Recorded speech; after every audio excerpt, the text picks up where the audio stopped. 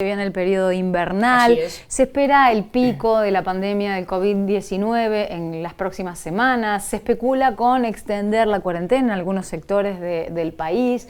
Ayer el infectólogo, el médico Pedro Can, decía que la cuarentena es víctima de su propio éxito y esto generó algunas respuestas, ¿no? Para adentro y para afuera de lo que es el comité de expertos que asesora Alberto Fernández, del cual forma parte Tomás Orduna, que es jefe de medicina tropical del Hospital Muñiz, es infectólogo. ¿Nos escucha, doctor? Buen día. Javier y Paula los saludamos. Buenos días, los escucho perfectamente. ¿Cómo les va? Muy bien. Bueno, ¿qué opina de los dichos que seguramente usted compartirá con Pedro Can, ¿no? Del éxito de la cuarentena y la posibilidad de extenderla de acuerdo a los índices y las características de cada distrito? A ver, hay dos cosas. Por supuesto que la cuarentena ha sido exitosa, eso no me cabe la menor duda, pero no somos exitistas. Una cosa es que la cuarentena sea exitosa y otra que pensemos que ya podemos abrir botellas de champaña o un dulce de Colonia Carolla. Nada de eso es posible en este momento, ¿sí?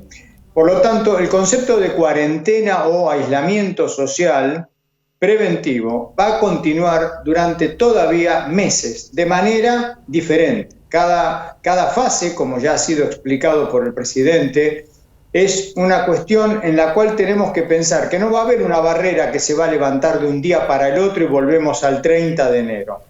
Vamos a tener que sostener para muchos habitantes de nuestro país, que son los mayores de 60 años y aquellos que tienen patologías preexistentes como obesidad, como diabetes, como patología pulmonar crónica, cardiópatas y demás, vamos a tener que sostener el aislamiento.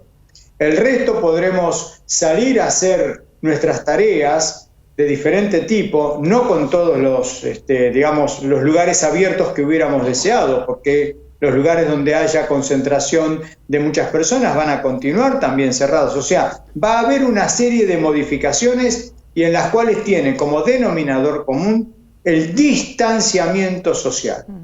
El uso del cubre tapabocas, el tema de la higiene de manos, higiene de superficies, la etiqueta de tos y estornudos si por alguna razón no estoy con el cubre tapabocas, mantener los 2 metros de distancia y lamentablemente en todo esto, por supuesto, las reuniones familiares con amigos y demás van a ser para dentro de un tiempo probablemente más allá del invierno. Esperemos que en la primavera podamos hablar otra cosa. ¿Pero por qué hay que decir esto? Porque no podemos, como incluso ya ha sido dicho por el presidente en el día de ayer, ¿verdad?, en un canal colega de ustedes, no podemos dar por tierra con todo lo que hemos logrado como comunidad a lo largo de 2 meses. Claro. Entonces, se van a tener que ir abriendo grifos, pero tenemos que seguir conscientes, colaborando con que cuando se abran esos grifos, no nos equivoquemos. Doctor, buen día. Por supuesto que el coronavirus es el tema mundial a estas horas y el éxito que viene teniendo la Argentina. Pero por otro lado lo escuchaba porque tenemos un brote de dengue que viene casi que mediáticamente en un segundo plano, pero es un tema también al cual hay que hacer referencia, ¿no? Por supuesto, evidentemente lo que usted menciona es así. El COVID desde febrero tapó lo que nos estaba ya comenzando a mostrar la epidemia de dengue, que tuvo su máximo durante la segunda quincena de marzo y una buena parte de abril, que ahora ya está en el declive. En el área acá metropolitana de Buenos Aires, para fines de mayo, última semana de mayo, suele terminar la etapa de transmisión. En el norte del país puede continuar un poco más y empezó antes, pero ahora ya estamos en la etapa de declino. Pero cuando hacemos el raconto de lo que ha pasado, estamos todavía viviendo una situación epidemiológica con dengue que está entre lo que pasó en el 2009, cuando tuvimos 26.000 pacientes, y lo que pasó en el 16 con 78.000. Probablemente, por más o menos lo que estamos viendo que nos informa el Ministerio de Salud de la Nación, estamos con más de 45.000 notificaciones. Por supuesto, una parte confirmada, otra parte no. Sabemos que no se están haciendo los diagnósticos porque una vez que hay barrios enteros con mucha cantidad de casos, el diagnóstico es un diagnóstico por nexo epidemiológico y ya no se pide el análisis para la confirmación. Por eso cuando hay 45.000 notificaciones, significa que probablemente estemos cerca de esa cifra y eso sería a mitad de camino entre el 9 y 16. Ahora, ¿qué nos muestra esto? Que tenemos que hacer las cosas mejor para que el próximo verano nos agarre con menos cantidad de mosquitos que esta, porque que esto esté ocurriendo tiene que ver con que hay cantidad de mosquitos circulantes porque no destruimos los criaderos en tiempo y forma. Y el tiempo y forma es básicamente durante el invierno y comienzo de la primavera. Para este invierno, aparte de ocuparnos del COVID, tenemos que ocuparnos de prevenir que haya tanto mosquito para la próxima temporada. Doctor, con la cuarentena, bueno, lo han explicado ustedes, los científicos, los infectólogos, los médicos, muchas veces se gana tiempo, se busca ganar tiempo para la cura, para la vacuna, claro, para los tratamientos. Sí. Trascendió en las últimas horas la investigación, la posibilidad de una vacuna que neutralice, y usted sabrá explicarlo mejor que yo, el arpón que infecta el virus, digamos, con el virus, el arpón, digamos, que se mete dentro del cuerpo. En Italia fue esto. ¿Qué se sabe de esta vacuna? El arpón es, el corona le da eso de corona porque tiene esas espículas. Esas espículas es con lo que se pegotea. El virus se pega a un receptor de esa espícula que está, por ejemplo, en los neumonocitos, que son las células del aparato respiratorio, y ahí después entra, pues ahí se multiplica y de ahí sale multiplicado. Entonces, si yo neutralizo a esta espícula, ese arpón que usted mencionaba, no se puede pegotear al receptor de la célula. Entonces, esa partícula viral queda en circulación hasta que es eliminada después por mi sistema inmune, pero no pudo penetrar y multiplicarse. Entonces, lo que tenemos es que no queremos alentar falsas expectativas, porque la evidencia hoy nos dice que hay solo 4 vacunas que comenzaron con fase 1 de pequeños grupos reducidos de humanos para ver seguridad, que hay 80 o 90 vacunas en proceso de, digamos, diferentes etapas preclínicas, prehumanas, de fases de humanos, y que todo esto nos va a llevar con suerte, y esperemos que sí, a que haya alguna vacuna, pero en alrededor de un año. Es muy difícil pensar que la haya antes. Imaginemos que en el norte europeo, digamos Europa, Estados Unidos, están mucho más con prisa que nosotros, porque ellos están ahora en primavera y están comenzando entonces la temperatura alta, viene el verano y demás, pero ya están pensando en la segunda ola, y ellos quisieran, obviamente, de la manera más clara, poder tener una vacuna para neutralizar la segunda ola, pero esto va a ser bastante difícil. Que pensemos que va a haber una vacuna para noviembre o diciembre, yo creo que va a ser muy difícil. Para nosotros, quizás, si tuviéramos una vacuna en abril del año que viene, es decir, dentro de un año, podríamos salir a vacunar dentro de lo que haya demostrado la vacuna como grupos a los cuales vacunar, por ahí para toda la población, por ahí para la población de riesgo, los mayores, etcétera. Pero nosotros quizás podamos pensar que para nuestra segunda ola del invierno u otoño-invierno que viene, no lo veo para antes. Le quería preguntar al respecto, bueno, más o menos hace referencia, pero cuando todo comenzó decimos, bueno, en temperaturas altas el virus no circula o se muere o se siente mucho más cómodo en temperaturas bajas, por eso el invierno y cuando llueve, pero de repente nos topamos que en gran parte del mundo esto está. Digo, ¿hasta qué punto hay que creer, digamos, en esto de la temperatura, del frío, del calor y demás? No es tanto, la temperatura no es tanto por el propio virus incluso, tiene que ver con lo que le ocurre al ser humano. El ser humano en épocas de verano, en épocas de primavera-verano, es expansivo por fuera del domicilio, está mucho más al aire libre, no está hacinado dentro de la vivienda y entonces la obligación que nos produce el que afuera hayan 10 grados bajo cero, 2 grados bajo cero, que nieve en algunos lugares, tormentas como usted refiere, hace que la gente esté mucho más en contacto potencialmente, con lo cual favorece la transmisión.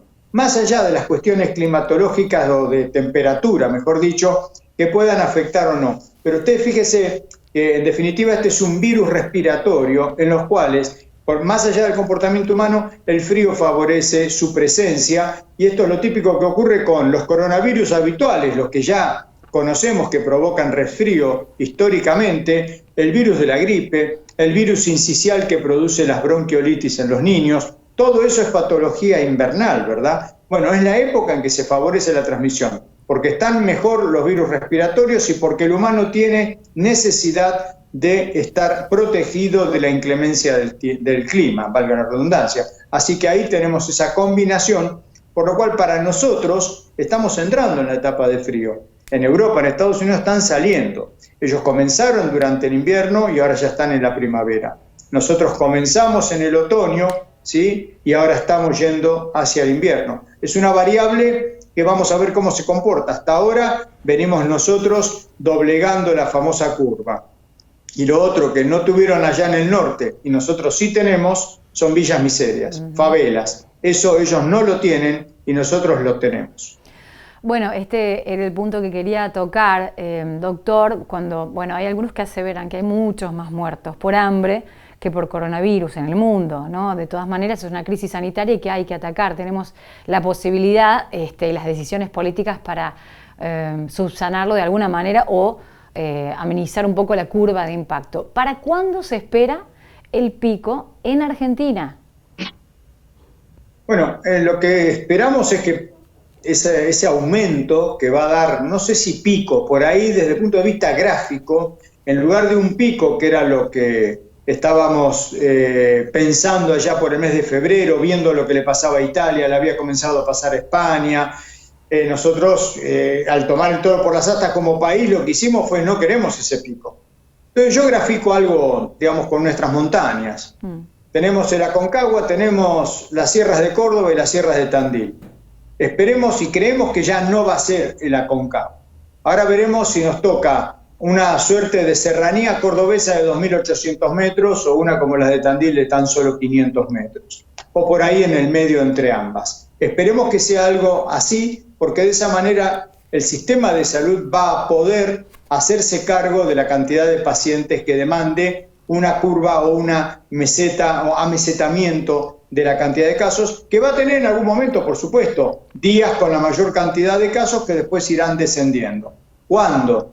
Y esto depende mucho de lo que nosotros mismos hacemos, como dijo Pedro. Evidentemente, nuestro éxito hace que fuimos trasladando hacia adelante cuándo será el momento de mayor cantidad de casos. Por ahí es a fin de mayo, por ahí es la primera quincena de junio.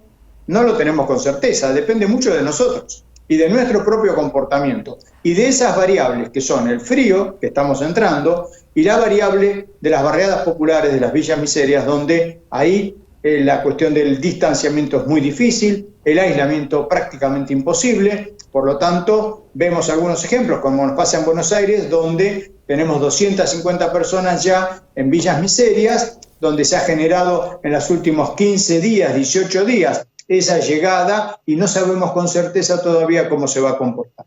Así que es difícil, es una predicción muy compleja. Brevemente, doctor, hay casos que son hasta paradigmáticos, ¿no? de lo que pasa aquí en la Argentina. Vemos Catamarca, vemos Formosa con casos muy escasos y Chaco que, bueno, de repente pareció que eclosionó y todo sí, en una distancia más o menos cerca. ¿Qué explicación hay con eso? Bueno, a ver, lo del Chaco tuvo que ver con la llegada de una persona sintomática, fue a trabajar enferma y a partir de ahí es la explosión, obviamente. Y después fíjese que ya se acható fuertemente la cadena de transmisión en el Chaco. Catamarca es una suerte de milagro. De todas maneras, en el día de ayer teníamos 15 provincias con casos cero. O sea, hay 15 provincias que ayer no tuvieron registro de casos.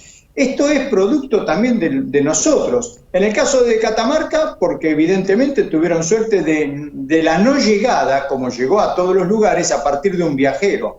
Tuvieron suerte que no llegó ningún viajero sintomático. Esto es azar, si se quiere. Ahora, a partir del azar inicial, que no haya llegado un viajero, también tiene que ver con que después hubo un cierre de fronteras, hubo un aislamiento social importante, es decir, después se hicieron todos los otros deberes que la comunidad global en la Argentina está haciendo.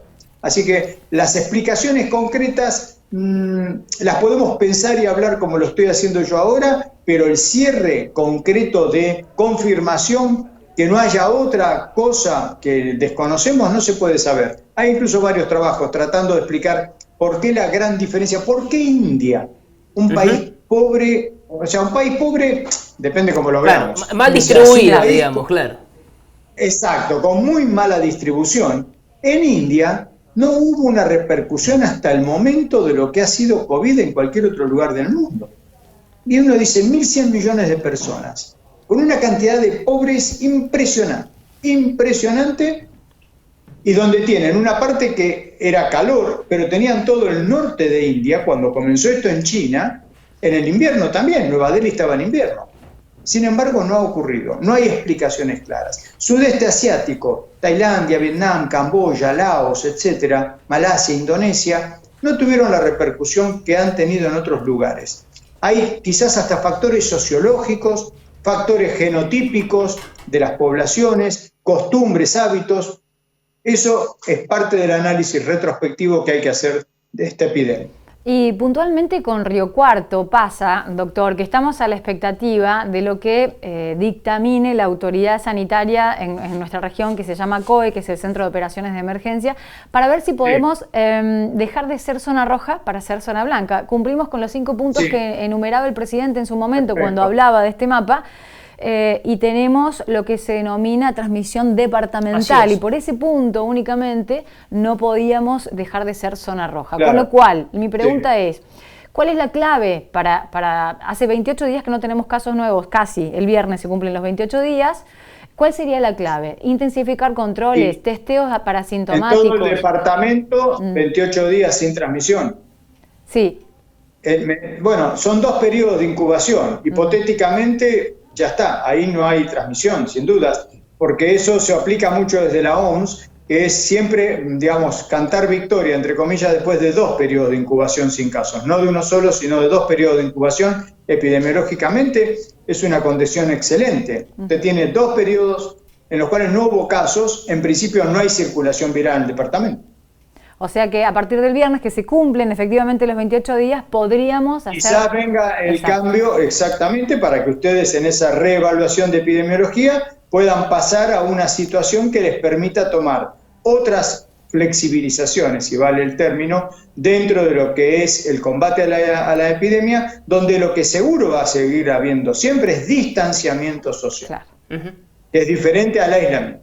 Claro, es lo que comenzábamos hablando con Javier, ¿no? Con mi compañero, la transformación de la conducta para siempre en los seres humanos, en las relaciones. Yo ¿no?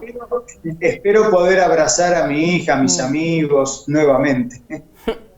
Bueno, sí, eso sí, pero el distanciamiento social con el otro, con los grupos, ¿no? De contacto y sociales, las reuniones, por ahora están cambiadas. Va a continuar, totalmente de acuerdo. Yo creo que hasta la primavera por lo menos, después no lo sé.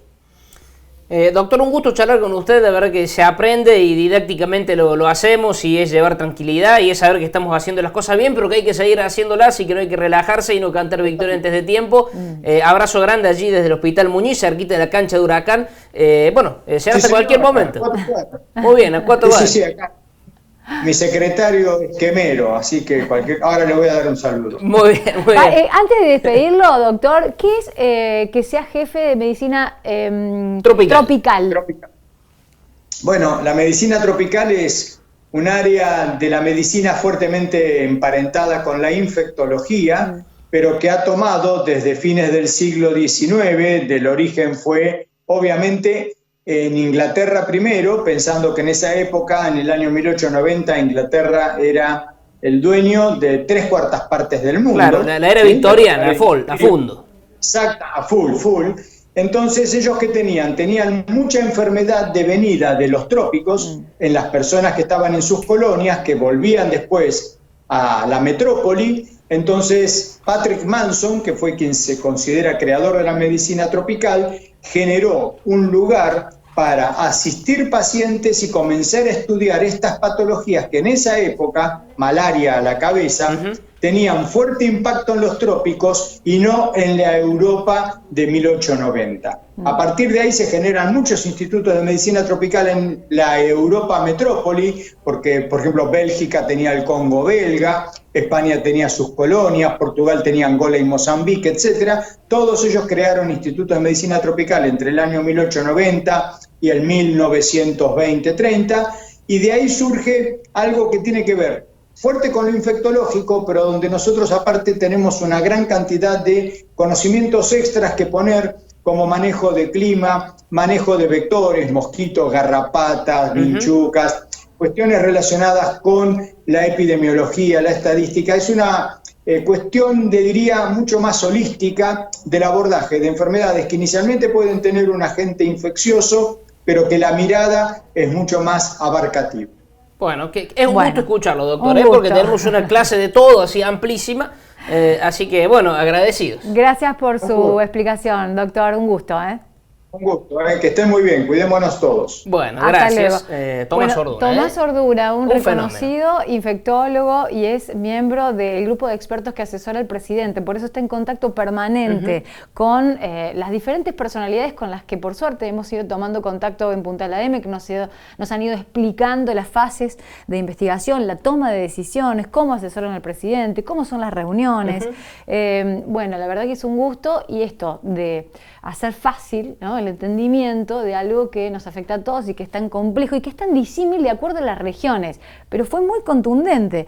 Digo, no es poco que Tomás Orduna, los asesores del presidente, del grupo de expertos, nos diga que con las condiciones como tenemos en Río Cuarto es muy probable, tenemos todo, si el viernes se cumple, ¿no?, los 28 días, poder dejar de ser zona roja para poder pasar a ser zona blanca, que es el petitorio que están haciendo desde el COE, para flexibilizar algunas actividades sin perder de vista los cuidados permanentes que tenemos para que siempre. tener. Exacto. Casi. Médico tropical, ¿no? Uno dice, médico tropical. Me llamó la atención, por eso le quise preguntar, claro, porque yo me imaginé que tenía que ver con una historia de enfermedades antiguas, pero qué raro que subsiste el título hoy, ¿no? Para 1890, 1 de cada 4 habitantes del mundo eran súbditos de la reina Victoria. Por eso decía, imagínese toda la historia que hay detrás de lo que los ingleses han hecho, bueno, contribuido en este caso para el título del doctor Orduna. Exacto.